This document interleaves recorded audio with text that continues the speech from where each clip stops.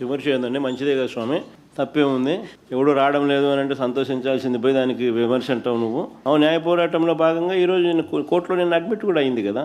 మొత్తం 1,000,000 సంతకాలకు సంబంధించిన ప్రజల వాయిస్ను నిన్న వైఎస్ఆర్సీపీ అఫీషియల్గా కోర్టుకు ఫైల్ చేసింది.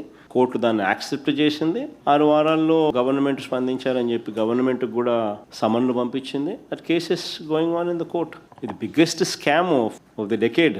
ఆ మెడికల్ కాలేజీలు నడపడానికి సంబంధించిన జీతాలు కూడా సంవత్సరానికి 60 కోట్ల రూపాయలు, 2 ఏళ్లకు 120 కోట్లు ఒక్కొక్క కాలేజీకి అయ్యే ఖర్చు ఈయన ఇస్తాడంట ఎదురు వాళ్ళకు.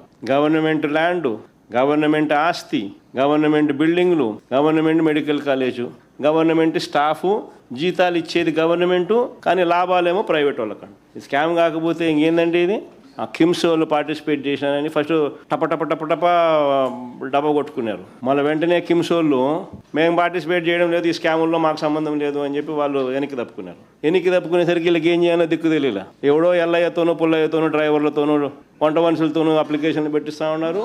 పెట్టించి వాళ్ళకైనా సరే నేను ఇస్తానంటానండి ఇప్పుడు చంద్రబాబు. ఎప్పుడు కూడా కొత్త మెడికల్ కాలేజీలు ఎవరైనా పెట్టాలనుకుంటే కొత్తగా మీరు పెట్టుకోండి, అప్లికేషన్ మీకు ఇస్తారు.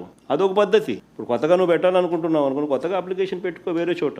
నువ్వంతకు నువ్వే భూములు కొనుక్కో, నువ్వంతకు నువ్వే బిల్డింగులు కట్టుకో, నువ్వంతకు నువ్వే అన్ని రకాలుగా అన్ని చేసుకో. గవర్నమెంట్ నీకు సపోర్ట్ చేస్తుంది. ఏది? పర్మిషన్ల పరంగా. అదొక పద్ధతి. అది ఏ గవర్నమెంట్ అయినా సపోర్ట్ చేస్తుంది. కానీ ఈ మాదిరిగా స్కాములు చేస్తూ గవర్నమెంట్ ఆల్రెడీ కట్టిన బిల్డింగులను, గవర్నమెంట్ ఆల్రెడీ కట్టిన ఆస్తులను ప్రైవేట్ వాళ్ళకు ఊరికనే ఇచ్చేసేయడము, మీ జీతాలకు కూడా గవర్నమెంట్ ఇవ్వడం, ఇట్లాంటి ఎవడు చేయమని చెప్పి ఏ గవర్నమెంట్ ఎప్పుడు కూడా చెప్పదు. ఇది ఖచ్చితంగా వీటి మీద రాయలసీమ లిఫ్ట్ అన్నది రాయలసీమ ప్రజలకే కాకుండా రాష్ట్ర ప్రజలకు ఇది నిజంగా అవసరమైన ప్రాజెక్టు.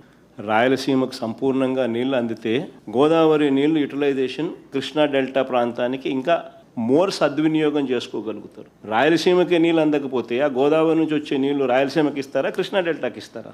సో ఇది రాష్ట్రానికి సంబంధించిన వెరీ ఇంపార్టెంట్ సబ్జెక్ట్. ఇది వీటికి సంబంధించి ఎక్కడా కూడా మనం అన్యాయం చేయడం లేదు ఎవరికి. మనము మన రాష్ట్రానికి మాత్రం న్యాయం జరిగేట్టుగా మాత్రమే అడుగులు వేస్తూ ఉన్నాం. ఈ అడుగులు వేసేది చంద్రబాబు నాయుడు లాంటి అన్యాయమైన వ్యక్తి అడ్డుకునే కార్యక్రమం ఏదైనా ఉంటే తన స్వార్థం కోసం అడ్డుకుంటే అడ్డుకోవచ్చేమో, కానీ అది ఓన్లీ టెంపరీ. ఖచ్చితంగా దీని మీద కూడా ఉద్యమాలు జరుగుతాయి.